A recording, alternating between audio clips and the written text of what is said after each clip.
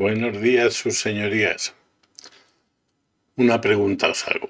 ¿Alguna vez habéis ido a algún sitio que os atrape, que os tenga absolutamente encantados durante años incluso, que se fije en vuestra cabeza y en vuestra memoria y que no cuento el final y que todavía esté ahí? Yo sí, a mí sí me ha pasado. ¿Qué sitio es ese? Pues os lo voy a mostrar en el Google Maps, si es que atino, por aquí. Ese sitio es el Faro de Punta Nariga. Ábrete, César. Aquí, ahí está el querido faro. Aquí está muy confuso. Aquí os hacéis la idea. Tenéis los dos océanos cabreadísimos, puestísimos, y en medio el faro en medio de las rocas. Vale, pero ¿qué tiene ese faro? Os quito esto y os pongo la fotito. ¿Qué tiene este faro para llevarme así? Pues ahí os tengo que contar no un viaje, sino tres. Tres porque, vamos a ver, y los tres son parte de una lección que ese sitio me dio. Me pongo interesante, espero que sí. Seguid escuchando. Ya os conté que mi declaración de amor a mi mujer se hizo encima de una moto. Bien, pues 27 años después celebramos nuestras bodas de plata junto con más de 100 moteros en unas casas rurales, unas juergas de estas que duran 4 o 5 días inenarrables. Como regalo de boda, hicieron entre todos los moteros que fueron una colecta y nos pagaron un viaje. Nosotros aprovechamos, estamos hablando ahora del año 2008, aprovechamos ese dinero y en 2007 fueron las bodas de plata y en 2008, en el verano de 2008, nos fuimos a Galicia. No conocíamos Galicia y entonces habíamos decidido eso, a la aventura. ¿Por qué aventura? Porque entonces no había Google Maps ni había cosas de esas. Así que te echabas en el coche un mapa enorme, a ver las manos, pues bien enorme. Te ponías una tienda de campaña y decías, Dios proveerá. Nos montamos en nuestro querido y bien recordado Hyundai Accent con más de 180.000 kilómetros y al norte que nos fuimos los dos. Todo el camino muy bien, todo maravilloso, del viaje en sí no os voy a contar nada. Iba a decir segunda luna de miel, ¿no? Primera, porque de la primera a lo mejor algún día cuentas anécdotas. Con decir que la primera la hicimos casa de mi tía con mi abuela y el perro de mi abuela y, en fin, una luna de miel, los dos solitos viendo Galicia. Todo maravilloso. Aprovechamos entre las muchas cosas que vimos para hacer el famoso recorrido de los faros de Galicia. No me acuerdo, serán 7, 8 o 6 los faros de la Costa de la Muerte. El nombre también tiene su telenguendengue. Ya veréis por qué. Y entonces, entre ellos estaba este faro, el faro de Punta Nariga. Este faro, la primera vez que lo vi, yo iba con los ojos llenos de mí. Ahora explicaré más adelante esa frase. Iba con mi mujer, íbamos de viaje, veníamos de ver, no me acuerdo si era Fisterre, el último, con prisas, con tal, vienes aquí, te subes y dices, oye, bien, bonito. Yo tenía, como se entrenamiento esotérico, voy a llamarlo riéndome de las pelis donde el héroe tiene siempre entrenamiento militar y con eso le vale para toda la vida. Pues yo tenía entrenamiento esotérico. En mi juventud, entre los 20 y los 30 años, estuve embarcado en la Orden Rosacruz, en la antigua y mística Orden Rosacruz. La explicación es, cuando se murió el abuelo Franco, todo lo que estaba prohibido empezó a entrar en España. Entre las cosas más malas que podían entrar, entraron las drogas duras, que en los 80 liaron la que liaron. Y entre las cosas más buenas, pues entraron estas asociaciones o sociedades que habían estado totalmente prohibidas y cuyos objetivos y modos y maneras no voy a detallar aquí, pero que me encantaron. Entonces, en ese orden Rosacruz se estudiaban los símbolos místicos, los triángulos, los círculos, su significado, etcétera, etcétera. Esto es para dar contexto. El caso es que llevé aquí y dije, triángulo, espera, os pongo esto visto desde arriba. En la moto luego os lo cuento. ¿Dónde estás, corazón? Aquí. En el en el Google Maps de hace un año o dos, la foto era esta, no esa que habéis visto antes, que es la de ahora. Y como veis, visto desde arriba, ya empezáis a sospechar. Esto es lo que yo vi. La foto que habéis visto antes está tomada desde aquí. Y subes una escalera, ves que esto tiene forma de flecha, apuntando hacia el oeste. Y luego encima tiene otro triángulo y dentro tiene un círculo, que es la torre, y demás. Entonces, en aquel primer viaje yo no vi más que eso. Triángulos, tal, dije, muy bonito. Y lo juro, solo vi a mi chica, solo vi mi viaje, solo vi lo que quería ver. Y nada, pasaron un par de años y volvimos a Galicia con unos amigos. Aquí es donde viene esta foto, jeje, parezco uno que viene de viaje de bodas enseñando fotos.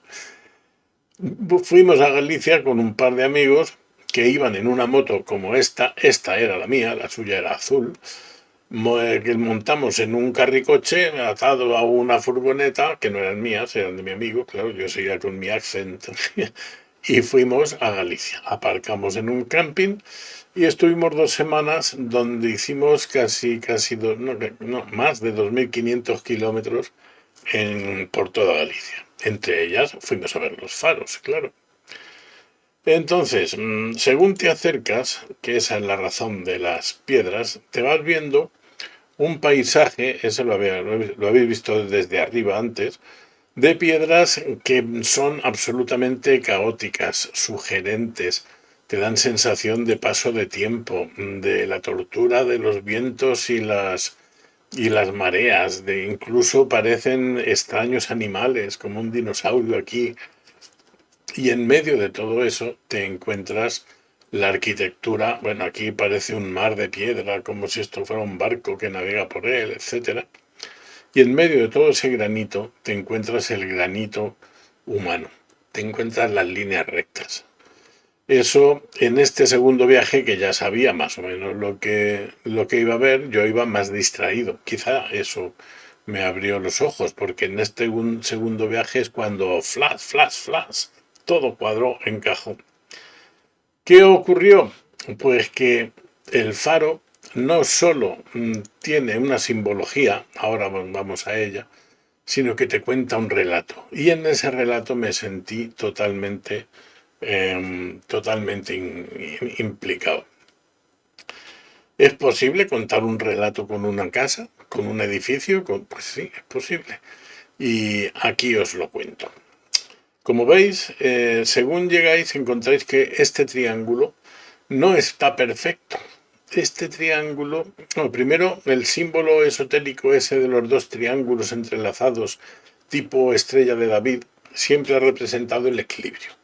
La necesidad de equilibrar el microcosmos, es decir, tu espacio interior con el macrocosmos, con el universo, la necesidad no, la situación en la que te encuentras cuando equilibras eso, que es el hombre realizado, el hombre que está en contacto con lo superior y con la tierra y con de todo. No entro en eso. Pero aquí los triángulos, como veis, no están equilibrados. Más aún, no me había dado cuenta en el primer viaje, pero el triángulo de abajo, que se supone que es el microcosmos, es decir, lo que el hombre, porque él está apuntando hacia la luz del oeste, hacia la muerte de la luz, mejor dicho, con lo cual nos habla de propósito de vida. Ese propósito está enraizado en la tierra, en la materia, en lo burdo. ¿Cómo recuerda uno el lenguaje aquel? Y si veis, no está completo, es como si él naciese de la propia tierra, pero todavía no hubiese terminado de despegarse de ella. Estos circulitos que veis aquí son piedras que se dejaron así enraizadas. Hay una pena que no tenga... Creo que hay alguna foto por aquí donde se aprecia eso. Como que se dejaron aposta, quiero decir, los huecos... Aquí, este de aquí. Aquí, veis, estas piedras son las que se ven desde arriba, esto es otra piedra que está allí en medio, y el suelo de granito está perfectamente ajustado rodeándolas y demás. O sea que es una cosa intencional, no es que se quedasen sin piedras cuadradas, que lo hicieron aposta para reflejar esa situación en la cual el hombre intenta elevarse sobre la materia, intenta encontrar un sentido a la vida, pero todavía no ha conseguido soltarse del todo. ¿Qué lo anima a ello? Pues lo anima el triángulo de arriba, que es la influencia en la tradición, la influencia de... Es que en las palabras esas no estoy hablando de religión, que lo sepáis, ¿no? Pero es la influencia de lo divino sobre lo humano, lo que hace que la materia pura y dura de la piedra no sea más solo materia, que sea algo más, seres vivos, la vida, la energía, la influencia. Y en medio de las dos cositas, bueno, en este caso, lo que decía más pequeño es más perfecta. Esa luz, esa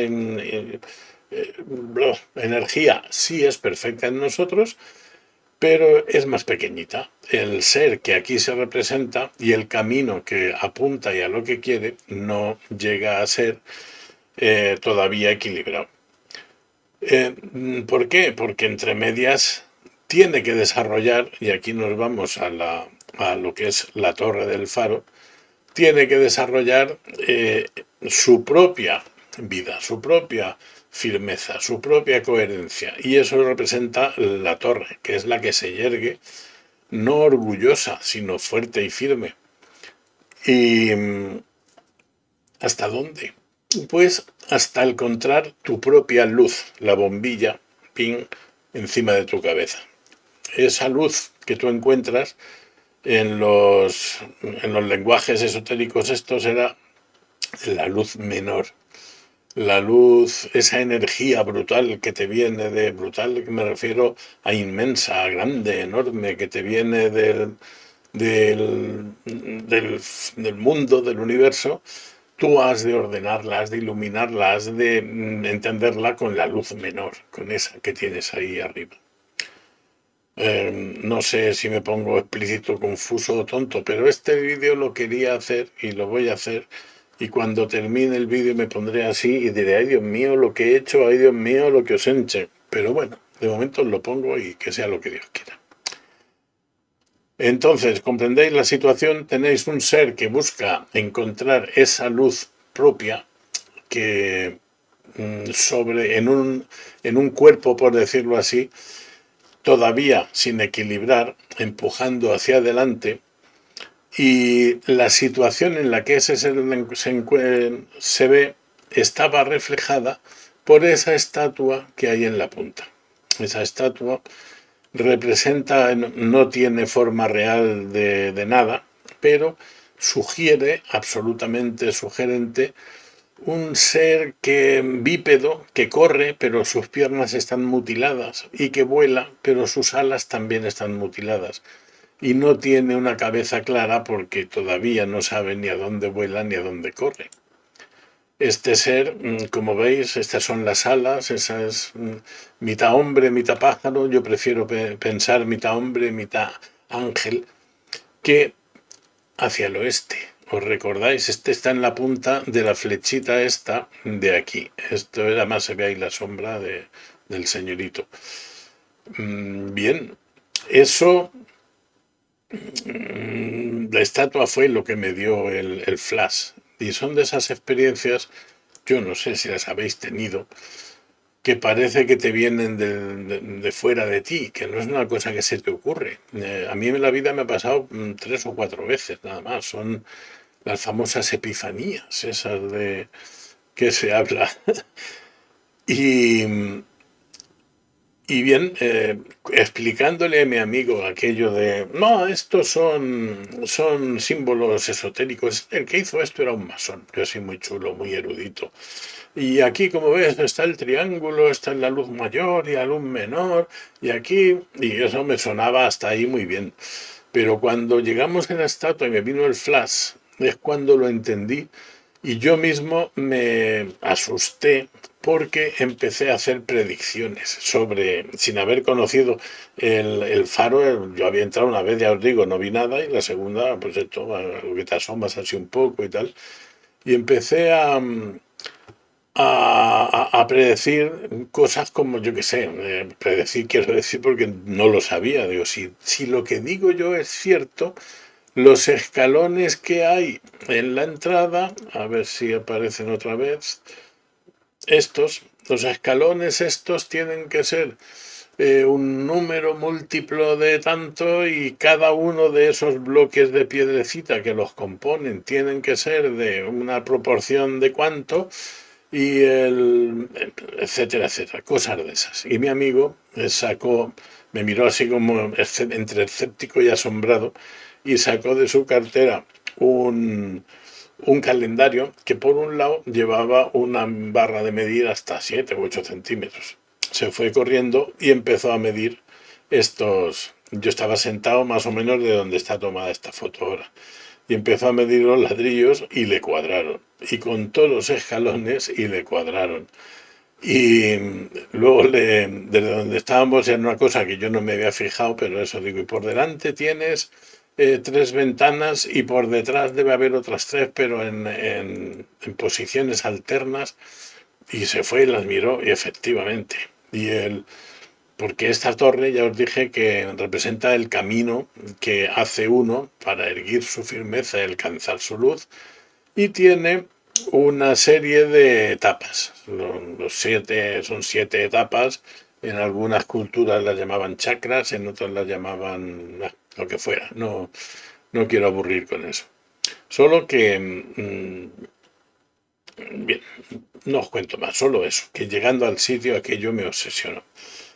Cuando salimos de allí y volvimos a nuestras rutinas, bueno, otra cosa que predije, entre comillas, que me hizo mucha gracia es, y aquí tienes también los 4 elementos de la naturaleza: la tierra, el agua, el fuego, representado por la propia lámpara. Y digo, y eso lo vimos cuando al salir desde este punto de vista se podía ver, porque desde donde estábamos antes, que era cuando le solté todo el discurso, era más o menos en ese sitio. ¡Ay! Qué torpe soy yo, ¿no? Menos mal que cuando me casé no hice fotos, porque si no, quería sacaros la foto de las escaleras. De las escaleritas esas donde estábamos antes no se ve la parte de arriba de la torre. Entonces, al otro lado es, desde aquí, tú miras para arriba, la foto no da para más, pero no ves la parte de arriba de la torre. Digo, y nos faltan el aire, pero el aire lo tenemos por un lado en la propia estatua, que intenta volar y no puede, y digo, y faltaría algún elemento. Y al salir de allí miramos y vemos arriba del todo una veleta enorme y bonita de metal y demás. Digo, ves, y ahí tienes el aire que nos faltaba. Y todo el flash, toda la historia se centraba en la estatua. Los símbolos de piedra están ahí, pero la estatua es la que le daba ese sentido, esa situación que todo el edificio busca, de encontrar el equilibrio para poder perseguir al sol. En internet he buscado fotos de la estatua y me he encontrado con que hay un montón de fotos dirigiéndose hacia el ocaso, de fotos al atardecer y de vídeos como este, ¿no? Como si los que van allí intuyesen que esta foto tiene, que esta estatua tiene algo que ver con la desaparición de la luz. Y, y bueno, me fui a mi casa. Terminó aquel viaje, encantado de la vida. ¿Y qué me encontré? Pues me encontré eh, soñando con este lugar. En la cama por las noches, muchas noches, no, no todas, eso no, pero muchas noches me encontraba en la situación en la cual se me repetían los lugares, se me repetían las formas, le iba viendo cosas nuevas al faro de cómo hay que erguir nuestro granito humanizado, es decir, nuestro cuerpo, hay que saber humanizarlo, controlarlo y llevarlo para elevar en él la firmeza y encontrar esa redención, ese equilibrio que le falta al ángel para que nos crezcan las alas, para que volemos, para que bla, bla, bla, bla, todo eso en la cama y todas esas cosas que se te cruzan. Y tanto es así que le escribí al arquitecto. No sé si imagino que ya se ha muerto, pero años después de aquello le escribí al arquitecto intentando tirarle de la lengua de si todo esto que yo veo es de verdad, es decir, si había intención de que esto fuese así o si todo es una paja mental, como se decía antes, que me he hecho yo y que me lo estoy inventando yo y que me tiene que no puedo dormir. El hombre, que todavía vivía, un tal Portela, creo, hablo de memoria, muy amable, me contestó, intercambiamos algunas cartas, me envió un libro sobre los faros de Galicia, firmado y tal, muy bien, muy amable, pero no me aclaró el asunto. Dejaba caer en sus escritos pistitas, pero estamos con las pistitas lo mismo que con el relato que veo yo aquí. Me lo he inventado yo. Está ahí, no lo está, no lo sé. Quizá lo que estamos es condenados a nunca saber, sino a creérnoslo del todo. No lo sé. El caso es que siguieron pasando los años y esa es la otra foto. Bueno, llegué a hacer un poema sobre el sitio y la muerte que se llamaba Cenizas y bueno, ahora lo cuento ya, no me espero. Que encontré un vídeo que iba de maravilla a mi poema y un familiar mío que es actor de teatro, sin pedírselo yo, me mandó el poema recitado a su estilo, un estilo dramático del teatro que no era la voz con la que sonaba en mi cabeza, pero que bueno, es el único que tengo. Yo lo intenté grabar una vez y yo no sirvo para leer poemas, o sea que me tuve que conformar con ese, lo monté sobre el otro vídeo tras pedir permiso a su autor y por ahí abajo os dejaré el enlace de YouTube porque lo subí hace ya 1000 años y no tiene más historia. Y eso, hablé con el autor, a ver un momento, que he oído por ahí un ruido y si es que viene alguien, de momento parece que no. Es que me jodería tener que parar esto. Ya sabéis que yo no monto vídeos, o sea que o lo grabo de una o no lo grabo. Y bien, lo que os decía, pasaron hasta 11 años más y he vuelto a ser motero. Esta es mi moto de ahora. Si la comparáis con la otra, hay diferencietas, pero son diferencias, a ver, si doy aquí puedo ir de una a otra rápidamente. Son diferencias menores. Este es el modelo 2007 y el otro es el modelo 2015, este. Y con esta moto yo tenía pendiente ese viaje. Yo había hecho ese viaje primero con mi mujer, no había visto nada, que de eso os quería hablar también. Estando allí yo solo, haciendo mis meditaciones de las que ahora os hablaré después. Bueno, puedo hablar después de esto. Primero la moto. Entonces yo tenía pendiente ese viaje de ir a Punta Nariga yo solo para, para ponerme en paz con mi muerte. Vas a la costa de la muerte a hablar contigo mismo del propósito de la vida y de su finalidad. Y al decir finalidad se incluye la palabra final. Entonces tengo que ir a hacer ese viaje, esa íntima peregrinación pero no sé cuándo. Y pasaban años y años porque yo no tenía moto gorda y irme en autobús, en eso, imposible. Alquilar un coche, ¡bleh! A mi mujer no se lo podía quitar el coche porque vivimos en las afueras de la ciudad y lo necesita. Y la cosa se fue dejando hasta que, como ya os conté en el otro vídeo, he vuelto a ser motero. Así que con mi moto, una vez pasados los primeros miedos y recuperado un poco las habilidades, me compré un petate impermeable como estos, que gracias a Dios que era impermeable. Y nada, dicho y hecho, esta foto está hecha en un restaurante donde paré mientras iba para allá. No, este fue a la vuelta, de donde paré a la vuelta. Y me fui allí yo solo. ¿Y qué me encontré? Pues me encontré una Galicia desgastada, una Galicia muy machacada. Yo no sé si fue la pandemia, si ha habido crisis, si es simplemente que el mundo avanza en esa línea.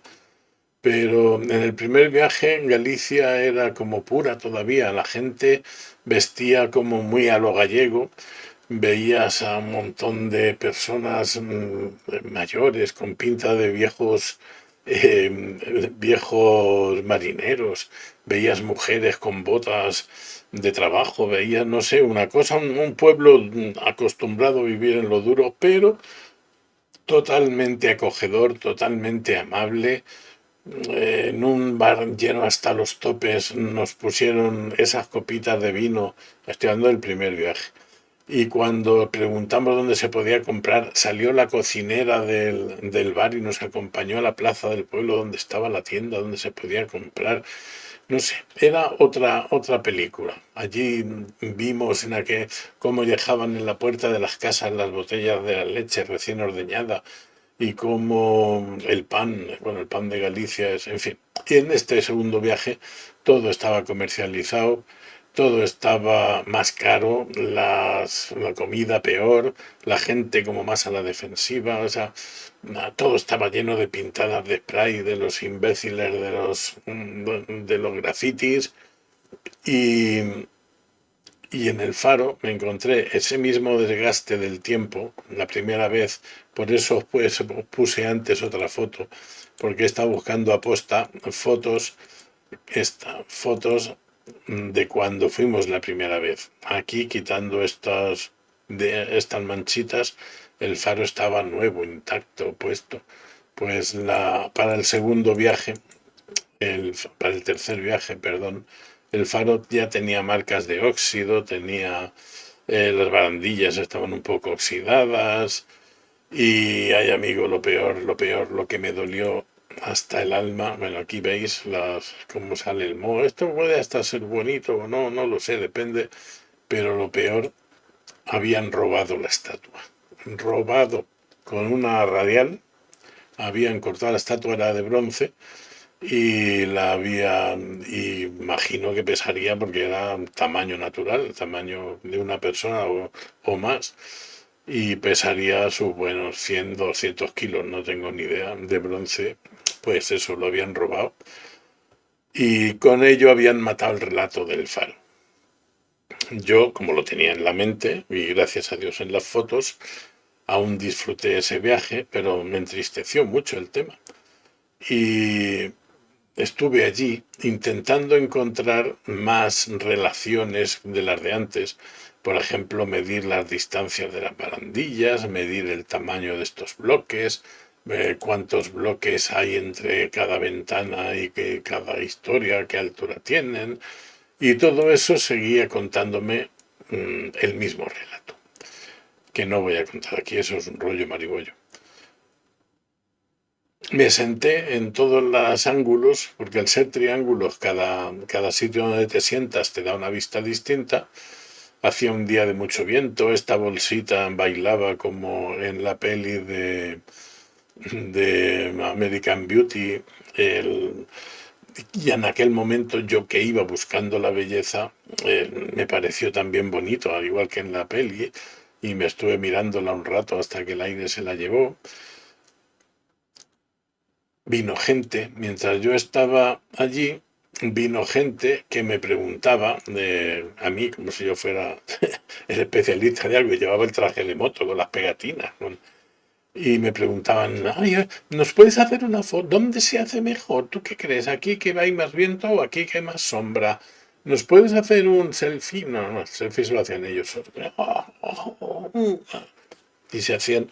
Y me di cuenta entonces de cómo ellos estaban en la misma situación que había estado yo en el primer viaje, cuando fui con mi mujer, donde vas a ver cosas nuevas y no ves nada más que a ti mismo. Y te ves a ti mismo con unas gafas tan cortitas, una limitación tan pequeñita, que en ese momento me entristeció. Es decir, no por así en abstracto, sino por la gente que estaba desperdiciando lo que allí había, que era incapaz de ver, incapaz de mirar, incapaz de apreciar esa belleza. Y la belleza desapercibida me pareció una especie de crimen contra quien ha colocado, no los arquitectos de eso, sino la propia naturaleza, el propio universo que vivimos, que está lleno de belleza y que nosotros nos ponemos nuestros filtros de Instagram en los ojos y somos incapaces de ver nada.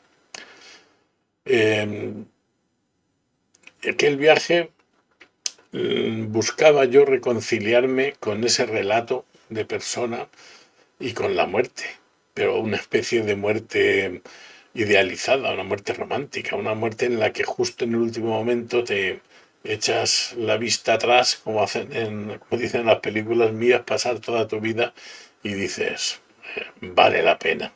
Como decía Amado Nervo, vida, nada te debo, vida, estamos en paz. Eso es lo que yo buscaba y no me encontré eso. Me encontré la decadencia, la degeneración, la ceguera, y me di cuenta que es que, igual que la primera vez yo no vi nada, igual que la segunda vi el relato, en esta tercera estaba viéndome yo reflejado ahí en el faro. Esa decadencia física, ese a veces falta de propósito, que fue mi gran problema cuando me jubilé, volver a encontrar algún propósito en la vida, ese inminencia de la oscuridad. Todavía me veo como ese ángel a punto de volar, pero ese ángel ya no volará nunca. Bueno, se podría en plan bonito pensar que sí, que consiguió soltarse del suelo y salió volando, pero, pero no. En aquel viaje me encontré, como en todos los viajes que podáis hacer, os encontraréis a vosotros mismos y veréis aquello que ya sois. Y hace falta esfuerzo, intuición y capacidad de asombro para ver un poco más allá. Moraleja, nunca vuelvas a los lugares que brillen en tus recuerdos. Esos lugares mágicos, déjalos que brillen, déjalos como están, que estaban bien, y sigue adelante. Busca, igual que buscaste la vez que lo viste, y este es la foto que, ya para terminar, la foto que adorné en mi libro, el poema que le dediqué a este sitio. El poema se llama Cenizas, porque estamos en la costa de la muerte, y de alguna manera me vino una vez en un semisueño en la cama. Mis tres hijos tienen moto, ¿no? Pues algo así como el guión de una película en la cual ellos